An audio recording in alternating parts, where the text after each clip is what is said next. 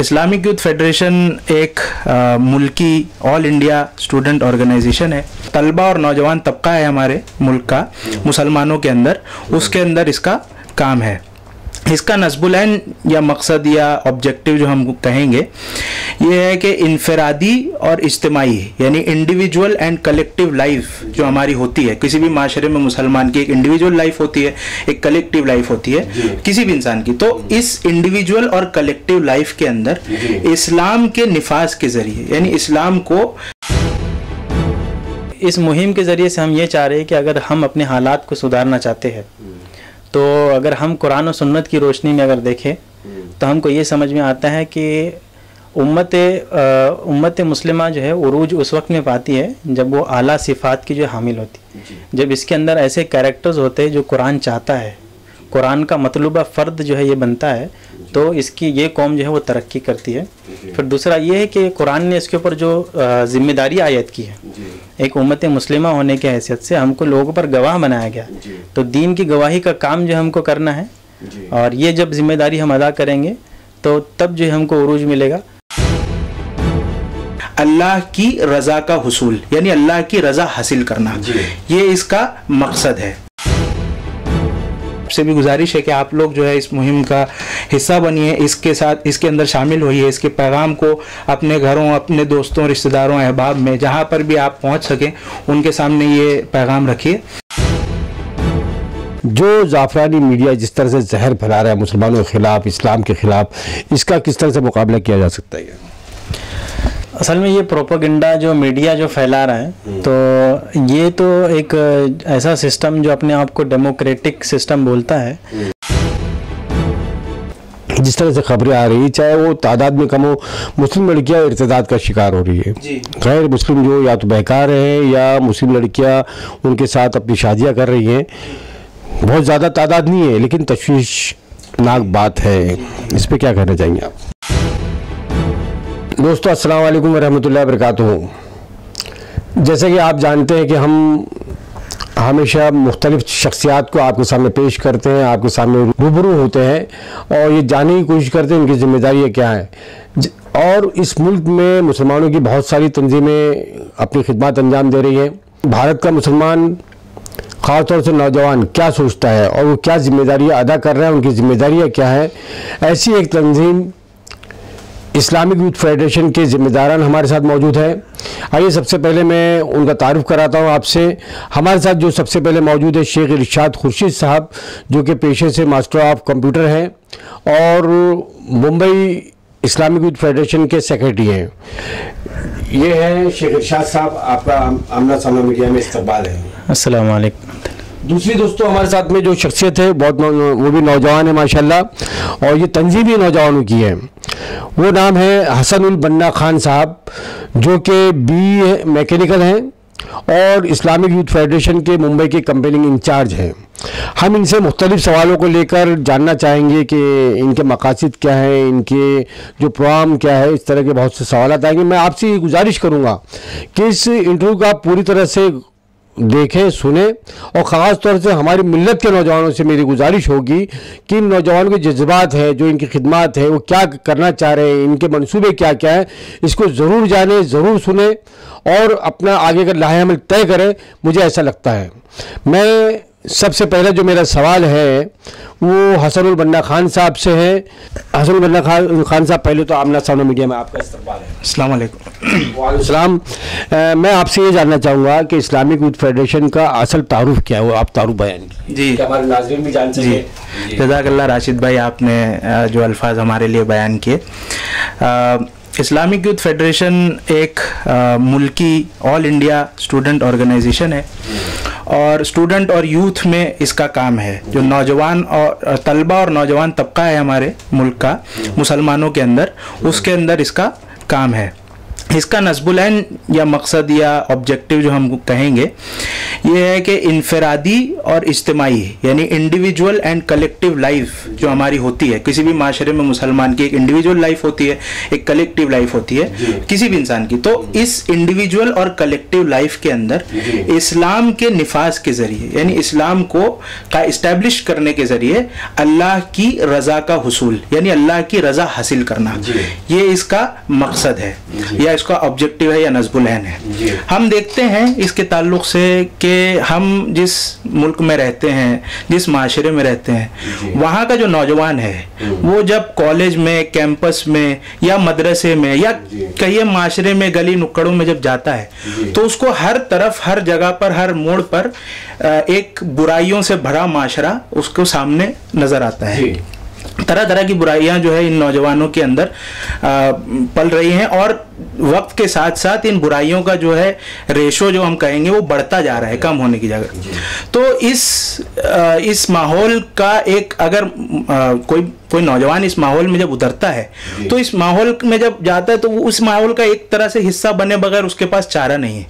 तो अब सवाल ये उठता है कि इस माहौल में हम क्या सलूशन पेश कर सकते हैं। तो हमारा जो सलूशन है, जैसे मैंने आपके सामने हमारा नज़्बुल ऐन भी बयान किया, तो उसमें यह है कि जब एक मुसलमान नौजवान इसकी हम इस तरह से तरबियत करें कुरान और सुन्नत की रोशनी में, जब इसकी तरबियत होगी, जब इसके पास इस्लाम की समझ होगी, जब इसका अमल जो है वो दुरुस्त होगा, इस्लाम के ऊपर होगा, तब वो क्या करेगा, एक तो पहले उसकी दुनिया और आखिरत में उसकी कामयाबी का वो जामिन होगा और उसके आगे जब वो माशरे में उतरेगा तो उस माशरे को चेंज करने, उसको अच्छाई की तरफ लेकर जाने में उसका कहीं ना कहीं वो एक रोल प्ले करेगा। और ये जब रोल प्ले करेगा तो इससे एक ऑल्टरनेटिव माशरा जो है वो एक वजूद में आएगा, जिसकी वजह से हम मतलब जो और भी नौजवान है जो इस तरफ बुराई में जा रहे हैं तो वो भी उस तरफ एक ऑल्टरनेट, जो बुराई का ऑल्टरनेट भलाई को देखकर उसकी तरफ अट्रैक्ट होंगे और उनकी भी दुनिया और आखिरत की क्या कहेंगे तरक्की होगी।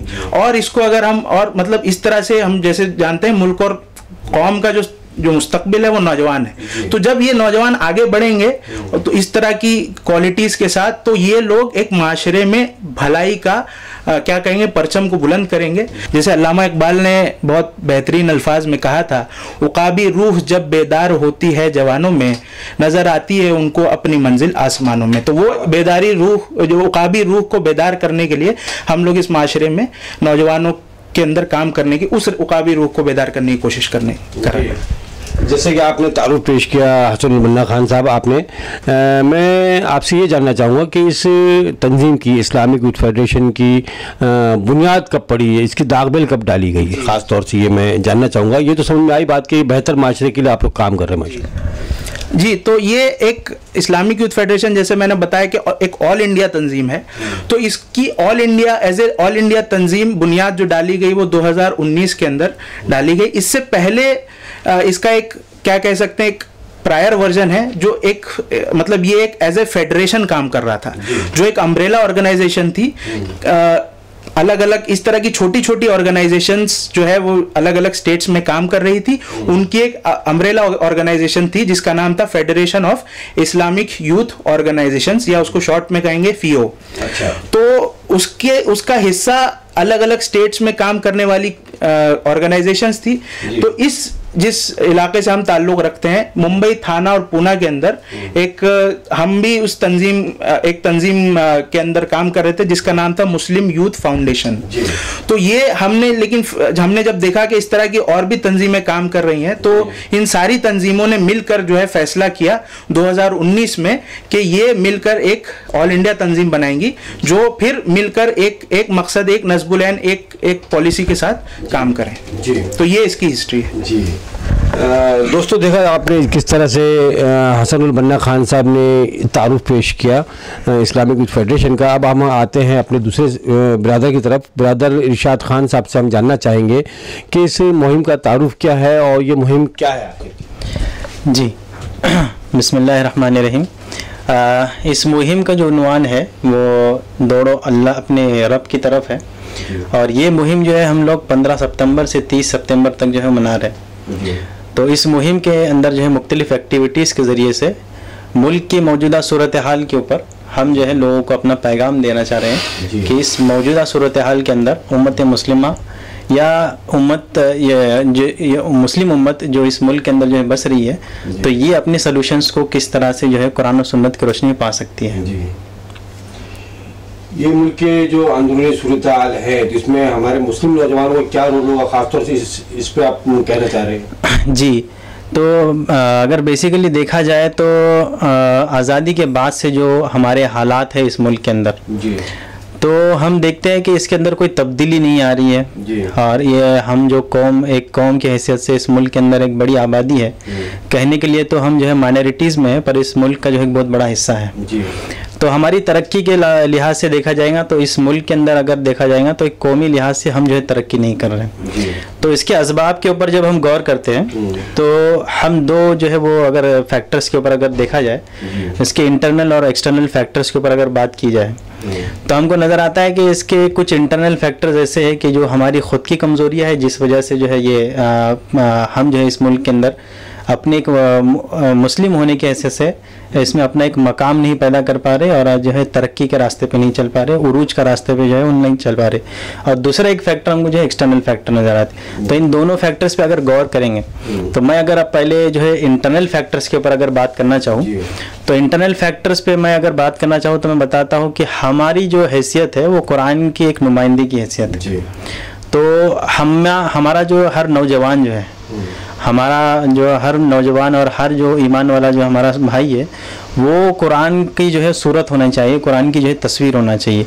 पर हम देखते हैं कि हमारी जो अखलाकी जो हालात है वो बहुत ज़्यादा जो है पस्ती वाली हालात है और हमारे आपस के जो मामलात हैं वो जो है नाइत्तफाकियों की और इंतशार के मामलात हैं। यानी एक 25 करोड़ की तकरीबन जो आबादी हमारी इस मुल्क के अंदर बसती है वो एक प्लेटफॉर्म पर नहीं है बल्कि मुख्तलिफ जो है गिरोहों में और जमातों में और इसमें जो है बटी हुई है। तीसरा जो फैक्टर है हमारे अगर इंटरनल फैक्टर्स पे अगर बात किया जाए तो हम देखते हैं कि हम एक उम्मत दावत है। हमारा जो कुरान के अंदर तारुफ हुआ है वो ये कि हम नेकी की तरफ बुलाने वाले और बुराई से रोकने वाले हैं। तो इस जिम्मेदारी के अदा करने में हम देखते हैं कि हमने बहुत बड़ी कोताही अदा की है। यानी हम नेकी की तरफ बुलाने वाले बनना चाहिए था और बुराई से रोकने वाले बनना चाहिए था। इरशाद साहब, जैसे कि आपने इखलाकी पस्ती की बात की, नौजवानों में देखते हैं ये आम बात हो गई है कि हमारी तंजीमों के जिम्मेदार हैं हम लोग हैं या हमारा जो आम माशरा है, इखलाकी पस्ती बहुत ज़्यादा हो गई है क्या? तो आखिर इस इखलाकी पस्ती की वजूहात क्या है और इसको किस तरह से बेहतर इखलाक होंगे लोग, इसके लिए क्या होना चाहिए? जी, तो अब एक्चुअल में जो अखलाकी पस्ती की अगर हम बात की जाए तो इंसान जितना जो है हिदायत से दूर होता चलता है उतनी जो है उसके अखलाक में गिरावट आती जाती है। और हम एक किताब के हामिल होने के बाद जब हमने कुरान से दूरी इख्तियार की तो ये वो नतीजा है कि हमारे अखलाक में जो है वो गिरावट आती जा रही है। मैं एक बहुत ही अहम सवाल की तरफ आता हूँ। क्या जिस तरह से आज मुल्क के हालात और या हम ये देखें कि पूरे बैनुल अक़वामी सतह पर इस्लामी फोबिया जो है बहुत छाया हुआ है क्या, और इसके असरात हमारे यहाँ भारत में बहुत ज़्यादा दिखाई देते हैं क्या? कुछ तंजीमें तो बाकायदा इस्लाम के ख़िलाफ़ काम कर रही है क्या, लेकिन हमारे लिए, पूरे मुल्क के लिए, पूरे मिल्लत के लिए, नौजवानों के लिए बहुत ही तशवीश की बात है। मुल्क का हमारा जो ये संविधान है वो भी हमें इस बात की इजाज़त देता है कि आप इस्लाम की सही तस्वीर को पेश करें, लेकिन हमारे वो अकाबरीन, हमारे वो मौलवी जो इस्लाम की तस्वीर को पेश कर रहे हैं कि हमारा इस्लाम ये कहता है, आज उन पर हमले हो रहे हैं। सबसे पहला हमला हुआ मैं समझता हूँ जो निशाना बनाया डॉक्टर जाकिर नाइक को। उसके बाद में आप ये देखिए कि किस तरह से घुमा फिरा के तबलीग जमात और मरकज़ और मौलाना साद पे बात आ गई, और उसके बाद पंडित उमर गौतम और अब मौलाना कलीम सिद्दीकी और उनके 4 साथी, जिनको सिर्फ इसलिए इस जुर्म में और उन पे फर्जी मुकदमा दायर करके कि ये इस्लाम का को बढ़ावा दे रहे हैं या इस्लाम का प्रचार कर रहे हैं, तो ये इस्लामी फोबिया की आखिर वजूहात क्या है और इससे किस तरह से निपटा जा सकता है? जी, ये तो असल में हम देख रहे हैं कि हमारे मुल्क में जो इस्लामोफोबिया बढ़ रहा है तो ये असल में बढ़ नहीं रहा है, इसको बाकायदा एक प्रोपेगेंडे के तहत और मनसूबाबंद तरीके से बढ़ाया जा रहा है। अच्छा। इसमें जो है मीडिया का भी बहुत अहम रोल है कि मीडिया भी जो है वो मुसलमानों के खिलाफ जो है वर्गलाने का काम कर रही है और कहीं ना कहीं जो है वो मनसूबाबंद तरीके से उम्मत मुस्लिमा को, जो हिंद की जो उम्मत मुस्लिमा है उसको जो है वो पीछे जो है ढकेलने की कोशिश की जा रही है। जैसे मुस्लिम नौजवानों की जो है गैर कानूनी जो है उनकी गिरफ्तारी का मामला है, और उसी तरह से जो है मिल्ली जो क़यादतें हैं, जैसे आपने चंद जो है एक नाम गिनवाया है, तो हम देखते हैं कि मुसलसल जो है इनके ऊपर जो है बाकायदा एक टारगेट के तहत जो है इनके ऊपर हमले हो रहे हैं। तो ये तमाम चीज़ें हम सोचते हैं कि इस्लामोफोबिया को जो बढ़ाने के काम है बाकायदा मनसूबा तरीके से और एक प्रोपेगेंडे के तहत पूरी जो है इस मुल्क के अंदर तंजीमें और बहुत सी जो है एक एंटी सोशल एलिमेंट्स जो इस मुल्क के अंदर है वो जो है काम कर रही है। जी, इस्लामी फोबिया क्यों है? क्योंकि इस मुल्क पर हमने 800 साल तकरीबन हुकूमत की है। उसके बाद में और आज़ादी के बाद बहुत सारी पार्टियां आई, लेकिन इससे पहले इतना इस्लाम का खौफ नहीं था। या आज ये कहते हैं कि हिंदू खतरे में है, हाँ, और हम ये कहते हैं कि मुसलमान खतरे में है। तो ये इन चंद सालों में ये जो पूरा मामला सामने आया है, तो कहीं आपको ऐसा नहीं लगता है कि ये जो हमारी क़यादत को दहशतज़दा करने की, डराने और धमकाने की वजह है, या मिल्लत को डराने और धमकाने का ये एक तरह से हरबा है या मंसूबा है इनका? बिल्कुल सही। आपने जो एक्चुअल में जो अल्फाज यूज़ किए हैं कि ये जो है डर और खौफ का माहौल पैदा करना चाहते हैं, और इसकी बेसिक जो इनका मोटो है वो ये है कि वो चाहते हैं कि वो अपने कल्चर में और अपनी मिल्लत में आपको जो है वो जम कर ले। इसकी जो सही जो अब हम देखेंगे कि कुरान भी इस ताल्लुक से इस तरह के जो लोग होते हैं उनके ताल्लुक से फरमाता है, सूरह मुम्तहिना की आयत नंबर 2 है कि ये तो चाहते हैं कि आपको जो है अपनी मिल्लत में जो है फेर ले, यानी ये चाहते हैं कि आप जो है काफिर बन जाए। तो इनकी ये जो कोशिशें है वो बिल्कुल मीनवान वही है कि ये चाहते हैं कि आपका जो मिल्ली वजूद इस मुल्क के अंदर है, आपका जो तशक्कुस, आपकी जो आइडेंटिटी इस मुल्क के अंदर है, वो कहीं ना कहीं जो है आप उससे कॉम्प्रोमाइज़ करें और उसके साथ जो है आप ज़िंदा रहने की या फिर इस मुल्क में रहने की जो है वो ये ना करें, आप जो है वो उसका तहिया ना करें। जी, मैं इरशाद साहब अब अपने अगले सवाल की तरफ आना चाहता हूँ, और मैं ये जानना चाहता हूँ कि आखिर इस मुहिम का मकसद क्या है? हम अगर जो है अगर इस मुल्क के अंदर अगर हमारी जो है हालात के ऊपर गौर करते हैं जो आज़ादी के बाद से अब तक के है, तो हमको ये नज़र आता है कि मैंने जैसे आपके सामने कुछ जो है वो फैक्टर्स गिनाए कि एक्सटर्नल और इंटरनल फैक्टर्स इसके अंदर काम कर रहे हैं। तो इस मुहिम के ज़रिए से हम ये चाह रहे हैं कि अगर हम अपने हालात को सुधारना चाहते हैं, तो अगर हम कुरान और सुन्नत की रोशनी में अगर देखें तो हमको ये समझ में आता है कि उम्मत मुस्लिमा जो है उरूज उस वक्त में पाती है जब वो आला सिफ़ात की जो हामिल होती, जब इसके अंदर ऐसे कैरेक्टर्स होते हैं जो कुरान चाहता है, कुरान का मतलूबा फ़र्द जो है ये बनता है, तो इसकी ये कौम जो है वो तरक्की करती है। फिर दूसरा ये है कि कुरान ने इसके ऊपर जो जिम्मेदारी आयत की है, एक उम्मत मुस्लिमा होने की हैसियत से हमको लोगों पर गवाह बनाया गया, तो दीन की गवाही का काम जो हमको करना है, और ये जब जिम्मेदारी हम अदा करेंगे तो तब जो हमको उरूज मिलेगा।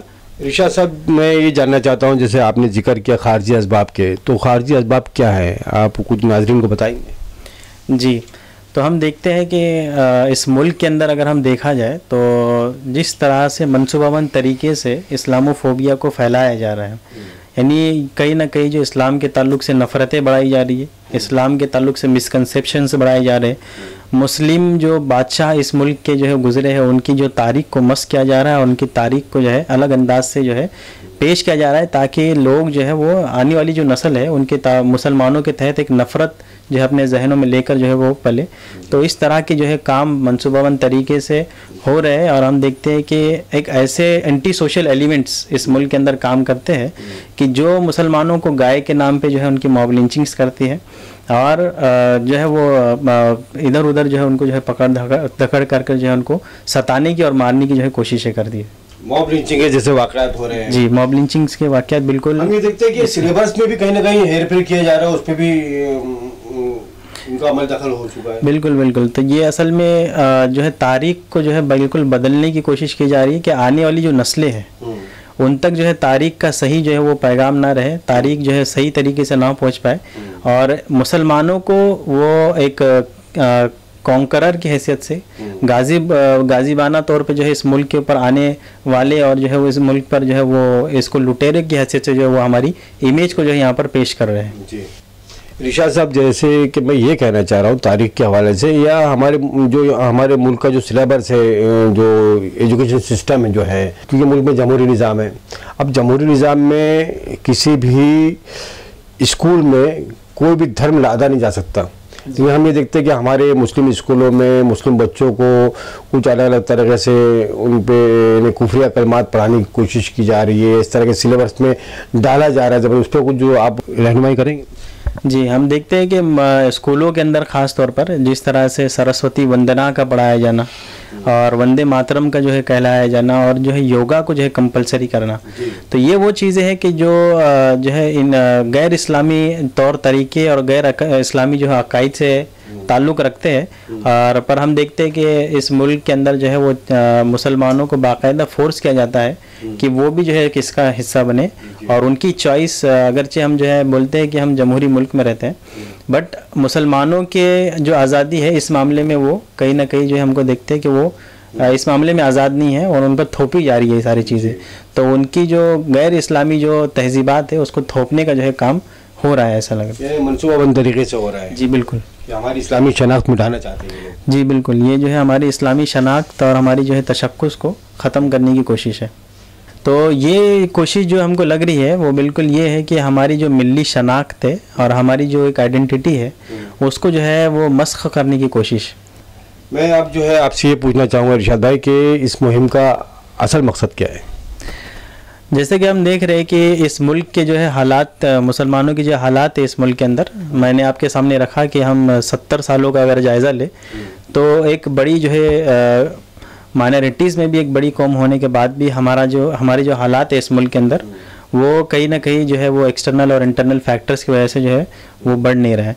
तो इसमें सलूशन के तौर पर हम इस मुहिम के ताल्लुक से ये मकसद देना चाहते हैं कि जब हम कुरान और सुन्नत की रोशनी में अपना जायज़ा लेते हैं तो हमको ये समझ में आता है कि अल्लाह ताला ने उरूज उन्हीं कौमों को दिया है जो आला सिफ़ात के हामिल होते हैं। तो हमें भी चाहिए कि हम कुरान के जो किरदार है, कुरान का जो अखलाक है उसको अपनी ज़िंदगी में उतार कर आला सिफ़ात के हामिल बने, ताकि अल्लाह ताला जो है हमको हमारी जो विरासत है, हमारी जो गलबा है, अल्लाह ताला जो हमको उरूज जो है वो नसीब करे।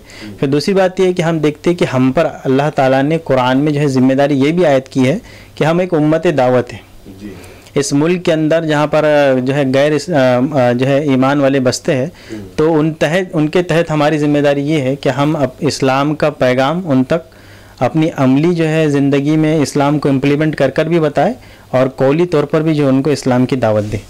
बिरादर इरशाद साहब, आपने जिस तरह से कई सवालों के हमारे जवाब दिए, मैं ये जानना चाहता हूँ कि इस मुल्क में रहने वाली हमारे जो पूरी उम्मत है या मुसलमान है, मुसलमान हिंद है, इनको आप क्या पैगाम देना चाहिए?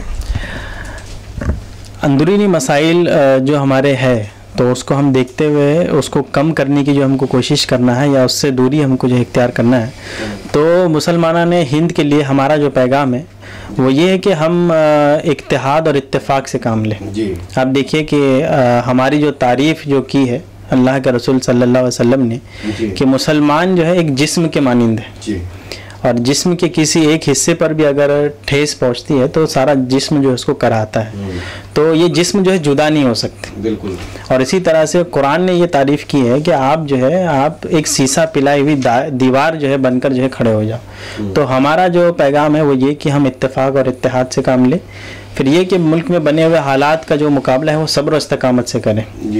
आप देखिए कि ये जो आजमाइश का जो मौका है हमारे इस मुल्क के अंदर, तो हमें अपने शनाख्त को जो है बाकी रखते हुए इस मुल्क के अंदर जो आजमाइशें है उसको जो है सब्र और इस्तकामत के साथ जो है उसका उसमें जो है काम करना है। ये सब्र इस्तकामत ये है कि अपनी आइडेंटिटी में किसी तरह का कॉम्प्रोमाइज़ नहीं करना है और अपने दीन पर जो है जमे रहना है। फिर ये कि तीसरा जो नुक्ता है हम जो इस हमारे मुसलमाना ने हिंद को जो है पैगाम देना चाहते हैं वो ये है कि हम अल्लाह के ऊपर अपने तवक्कुल को खास कर लें।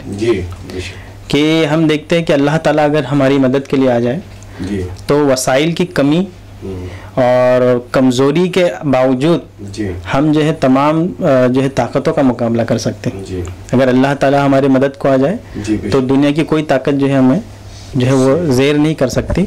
और मोमिनों का जो है शेवा वो यही रहना चाहिए कि वो अल्लाह के ऊपर जो है तवक्कुल करें। तीसरी बात, चौथी बात जो इस पैगाम के ज़रिए से हम देना चाहते हैं कि हम इस्लाम के नुमाइंदे होने की हैसियत से हमारा जो काम था कि हम इस्लाम की जो है सही नुमाइंदगी करते इस मुल्क के अंदर, तो हम देखते कि हमारी ज़िंदगियों में और इस्लाम के अंदर बहुत बड़ा जो है तज़ाद है, एक बहुत बड़ा जो है तज़ाद हमको पाया जाता है। तो हम देखते हैं कि इस्लाम न सिर्फ ये कि इबादत का दर्स देता है बल्कि ये कि एक कंप्लीट सिस्टम ऑफ लाइफ है, कंप्लीट वे ऑफ लाइफ है। तो हमारा माशरा जो है इस्लामी हो, हमारे बाज़ार जो है इस्लामी हो, हमारा तिजारत जो है वो इस्लामी हो और हमारा लेन देन जो है वो इस्लामी हो। और कहीं ना कहीं हम देखते हैं कि हमारी कलेक्टिव लाइफ के अंदर हम इस्लाम को इन तमाम शोबों के अंदर मिस रिप्रेजेंट कर रहे हैं। तो हमको ऐसे मामलात में तौबा और इस्तगफार की ज़रूरत है, कलेक्टिव लेवल पर भी, कि हमने ये मामलात जो हमारे थे कि जो माशरे से हमारा ताल्लुक़ रखता था, ख़ानदान से हमारा जो है इस्लाम का ताल्लुक़ रखता था, उसमें जो हमने इस्लाम को मिस रिप्रेजेंट किया है, तो हमको अल्लाह की तरफ तौबा करना है। और तौबा माने ये है कि हम अल्लाह ताला की तरफ जब पलटे तो उस गुनाह को ना करने का जो है कसरत करें जी। अगर तौबा ऐसी हो कि उसमें वो गुनाहों के ऊपर नदामत ना हो, तो ये तौबा की तारीफ में नहीं आती जी। फिर आप देखिए कि इसके बाद जो आखिरी जो हम आपको पैगाम देना चाहते हैं वो ये कि हमको अल्लाह की तरफ हर मामलात में रुजू करना चाहिए जी। जब ऐसे हालात बन जाए और कुछ समझ में नहीं आए, तो हम देखते हैं कि हमको सॉल्यूशंस के लिए जो पलटना चाहिए अल्लाह और उसके रसूल की तरफ पलटना चाहिए। हमें हिदायत के लिए पलटना चाहिए तो अल्लाह और उसके रसूल की तरफ पलटना चाहिए। एक हदीस में आता है कि अल्लाह के रसूल सल्लल्लाहु अलैहि वसल्लम ने फरमाया कि अल्लाह ताला अपने बंदों के गुमान के मुताबिक जो है वो फैसला करता है जी। और अल्लाह के रसूल सल्लल्लाहु अलैहि वसल्लम ने आगे फरमाया कि अगर बंदा एक हाथ जो है अल्लाह ताला की तरफ बढ़ता है, तो अल्लाह ताला जो है 4 हाथ जो है उसकी तरफ बढ़ता है। अगर बंदा चल कर जो है अल्लाह ताला की तरफ जाता है, तो अल्लाह ताला जो है अल्लाह की रहमत जो उसकी तरफ दौड़ कर आती है। तो ऐसे हालात में हम ये पैगाम लेकर उठे कि हमें जो है अल्लाह ताला की हिदायत की तरफ रुजू करना चाहिए। बाकी तमाम जो हिदायतें इस दुनिया के अंदर जो है, बाकी तमाम जो सहारे है उसको जो छोड़कर हमको अल्लाह ताला की तरफ पलट जाना चाहिए कि उसका सहारा ऐसा सहारा है कि जो बहुत मजबूत सहारा है, और जिसने उसका सहारा थाम लिया उसको किसी और सहारे की ज़रूरत नहीं, और वो कामयाब है पूरी हमेशा ज़िंदगी में अपनी। उसकी दुनिया भी, यानी हमारी जो दुनिया है वो भी हम जो है कामयाब बना सकेंगे, और हमारी आखिरत भी जो है इस मामले में कामयाब बनेगी। इरशाद साहब, जैसे कि आपने कई नुक्तों पर जो है अपनी बात रखी, जैसे कि इत्तेहाद को मजबूत करना और इंतजार को कम करना, सब्र इस्तकामत, तवक्कुल तो अल्लाह, तौबा इस्तगफार और इस तरह की चीज़ें। आपने एक बीच में बात कही तिजारत की कि तिजारत भी जो इस्लामी माहौल में होना चाहिए। तो ये सारे पॉइंट और ये सारे नुक्तों को लेकर ही आप लोग मुहिम चला रहे हैं? जी हाँ, बिल्कुल। हम जो है, जैसा मैंने बताया कि हम हमारी गलतियों का भी जायज़ा होना चाहिए, और जो एंटी सोशल एलिमेंट्स है, जो दुश्मन अनासिर है, इस्लाम दुश्मन अनासिर है, उनकी जो मंसूबाबंद जो कोशिशें है उसके ऊपर भी जो हमारी नज़रें रहना चाहिए। तो ये दोनों को देखते हुए जो है मैंने आपके सामने ये बात रखी थी। अपने किरदार के जरिए अपने आपको पेश करना है इस हिंदुस्तान के अंदर। जी जी बिल्कुल, किरदार की भी जो है वो डेवलप करने की ज़रूरत है कि इस्लाम की सही नुमाइंदगी जो है इस मामले में हो सके। ऐसा ना हो कि इस्लाम की गलत रिप्रेजेंटेशन हमारे किरदार की वजह से हो। जी बिल्कुल। मैंने जैसे बात कही थी कि तिजारत को लेकर है ना, आपने तिजारत का जो जिक्र किया था, तो मुहिम में तो आप लोगों को समझाए रहेंगे भाई तिजारत किस तरह करनी है, आपको किस तरह से जीना है, किस तरह से ज़िंदगी गुजारनी है इस्लाम के दायरे में, कुरान के बताए हुए रास्तों पर चलकर। तो थोड़ा सा मैं मुख्तसर चाहूँगा कि आप नाज़रीन को बताएं कि हमारी इस्लामी तिजारत किस तरह की होनी चाहिए, या हमारी तिजारत में क्या क्या खामियां हैं। जी, आप देखिए कि इस्लाम जो दर्स देता है हमको, इस्लाम ये बताता है कि हम जो है खैर ख्वाह उम्मत बने, खैर ख्वाह इंसानियत बने। और बहुत बेहतरीन उसूल जो है हम देखते हैं कि अल्लाह के रसूल सल्लल्लाहु अलैहि वसल्लम ने हमको बताया है कि दूसरों से इस तरह से व्यवहार करो कि जिस तरह से तुम चाहते हो कि दूसरे तुम्हारे साथ व्यवहार कर। अगर आप ये नहीं चाहते कि आप अगर मार्केट में जाए और कोई आपको धोखा दे, कोई आपको जो है माल जो है वो सस्ता माल जो है महंगे दाम में दे दे, और आपको जो है बताए कुछ और दे कुछ, तो इस तरह का अगर आप व्यवहार अपने साथ नहीं चाहते, तो जाहिर सी बात है इस्लाम हमको ये तालीम देता कि हम भी जो है इस मामले में इस उसूल के पाबंद रहना चाहिए। और हम सिर्फ तिजारत ही के मामले में नहीं, बल्कि तमाम जो है वे ऑफ लाइफ के अंदर जो हम देखते हैं कि इस्लाम एक सिस्टम जब हम बोलते हैं, तो इसका मतलब ये है कि हमारा जो ख़ानदानी निज़ाम है वो भी इस्लामी हो, हमारा जो है जो बाज़ार है, हमारी जो तिजारत है, लेन देन है, हमारे जो स्कूल है, हमारे जो मदरसे है, तमाम का माहौल और तमाम की जो है वो उस तमाम के अंदर जो उसूल राइज हो वो इस्लामी उसूल राइज हो। जी, यानी कि जो हमारा इंसाफ का जो तराजू जो है वो उसके पल्ले जो बराबर होना चाहिए, सबको इंसाफ करना चाहिए, चाहे आप तिजारत में हो या किसी भी मामलात में हो, वो हमारा तराजू जो है बराबर का होना चाहिए। जी जी जी बिल्कुल। यानी जब हम इस्लामी उसूलों को जो है अपनी ज़िंदगी में नाफिज करेंगे तो अदल और इंसाफ का क़याम जो है उसी के ज़रिए से होगा। जी बिल्कुल। इस मुहिम की का आखिर मकसद क्या है, क्या सोच है आप लोग, क्या क्या करना चाहते हैं आप लोग? हम अपनी गलतियों को और कोताहियों को जो है हम जो है इस मुल्क के अंदर उम्मत मुस्लिमा जो है जो बस्ती है उसको अपनी गलती के ऊपर जो है वो हम एहतसाब करने का जो है वो ये दावत दे रहे हैं। उसमें मैं और आप भी शामिल है कि हम अपनी गलती को किस तरह से सुधार सकते हैं और जो दरपेश चैलेंजेस है उसका किस तरह से मुकाबला हम कर सकते हैं। ये जो है हम इन 5 नुकात जो आपके सामने रखे हम समझते हैं कि कुरान की रोशनी में इन 5 नुकात को अगर हम देखें तो हमको दिखता है कि अगर ये 5 नुकात पर अगर हम अमल करें तो कहीं ना कहीं जो है हमारी तरक्की के रास्ते जो है वो इस मुल्क के अंदर जो है ग्रेजुअली डेवलप होंगे। मुल्क के अंदर बहुत सारी तंजीमें काम कर रही है, सियासी, समाजी, मिली सतह पर बहुत सारी तंजीमें काम कर रही है, अलग अलग इशू पे काम कर रही है। तो आपको क्या लगता है कि इस्लामिक यूथ फेडरेशन जो है इस मुहिम को चलाकर कुछ तब्दीली ले आएगी और आप किस तरह से इस मतलब माशरे में तब्दीली लेकर आएंगे? क्या इस सिर्फ एक मुहिम से तब्दीली आ जाएगी, आपको ऐसा लगता है? जी, असल में ये मुहिम तो एक बेदारी की मुहिम है जी। और इस मुहिम का जो पैगाम है अगर उस पर अमल किया जाए तो बिल यकीन जो है ग्रेजुअली जितनी तेज़ी के साथ और जितने उम्मत मुस्लिमा जो है जितनी तेज़ी के साथ इस पैगाम की तरफ पलटेंगी उतनी तेज़ी के साथ हम देखेंगे कि इस मुल्क के हालात जो है वो बदलेंगे। जी, ये थे नाजरीन हमारे साथ ब्रदर शेख इरशाद खुर्शीद साहब जिन्होंने अपने बहुत ही अच्छे अंदाज से बात रखी। और हमारे साथ में जो दूसरे हमारे जो साथी हैं जिनका मैंने जिक्र और उनका तारुफ आपसे करवाया था वो है हसनुल बन्ना खान साहब, क्योंकि लगातार हमारे साथ में हमारी बातों को सुन रहे हैं, बैठे गौर कर रहे हैं। मैं उनसे जो है एक सवाल करना चाहूँगा। हसनुल बन्ना खान साहब, ये बताइए कि आप जैसे कि इंचार्ज है, मुंबई के कंपनी इंचार्ज है, तो आप इस मुहिम को कैसे पहुँचाएंगे, किस तरह से पहुँचाया जा रहा है, इसके ज़रिए क्या है, रास्ते क्या है? जी, तो जैसे कि आपके सामने बात आई कि ये एक कुल हिंद मुहिम है और IYF एक कुल हिंद तंजीम है, तो इस मुहिम को एक कुल हिंद लेवल पर 15 सितंबर 2021 से 30 सितंबर 2021 तक मनाया जा रहा है। और अलग अलग मकामात पर जहाँ पर भी हमारा काम है हम उसको कोशिश कर रहे हैं कि अलग अलग वजूहात, अलग अलग ज़राए के ज़रिए हम लोग जो है वो ज़्यादा से ज़्यादा आवाम तक इस पैगाम को पहुंचाने की कोशिश करें।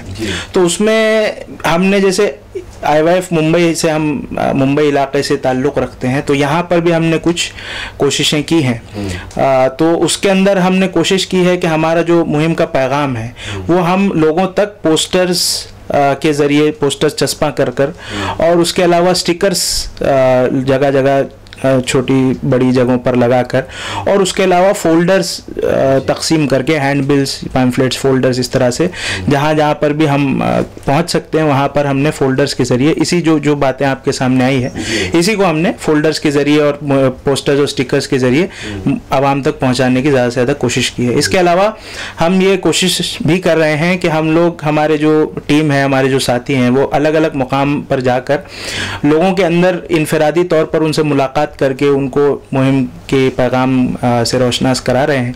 उसके अलावा फिर एक मतलब जैसे गलियों में, मार्केटों में, नुक्कड़ों में, इस तरह से जाकर हम अलग अलग जगहों पर कॉर्नर मीट्स का एहतमाम कर रहे हैं, जहाँ पर भी हम लोग जा सकें, जहाँ पर भी बाज़ार में, गलियों में, नुक्कड़ों पे, इस तरह से।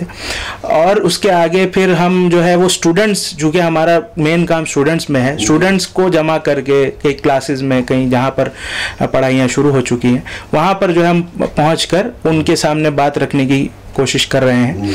उसके अलावा ये है कि हमारे जो कायदीन हैं, जो उम्मत के कायदीन हैं, जिसमें शुरुआत होती है इमामों से, अइम्मा कराम से, तो ये अइम्मा और उलमाए कराम तक हम जो है वो ख़तों के ज़रिए और मुहिम के पैगामों के ज़रिए ये एक पैगाम लेकर पहुंचने की कोशिश कर रहे हैं।